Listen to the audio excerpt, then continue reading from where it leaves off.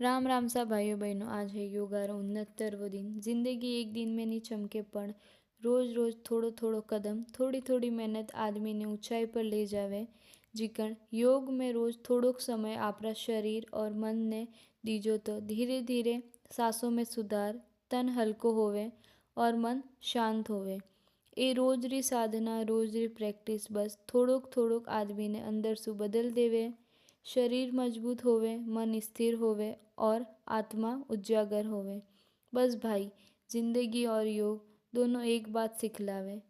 बड़े बदलाव एक दिन में नहीं आवे, पण रोज नियम संयम से चालो तो मंजिल जरूर मिल जावे। आज आपको करवानो हो सुप्त वज्रासन। अण वज्रासन ने करवा वास्ते पहला वज्रासन में बैठ जाना है। धीरे धीरे अपना शरीर ने पूटे ले जावे ने जमीन माथे सुला देना है। अपना हाथ ने साइड में राखे ने हाथों माथे जोर लगावे ने अपने सिर ने ऊपर की ओर उठावनो है ने पछे अपना हाथों ने या तो ऊपर की ओर जोड़ीने राखो या बगल में भी डाल सको ने आसन ने कुछ समय तक स्टे करजो। आपने फेफड़ों संबंधित जो भी समस्या वही बनती राहत मिली लानती। धन्यवाद। हरिओम तत्सत।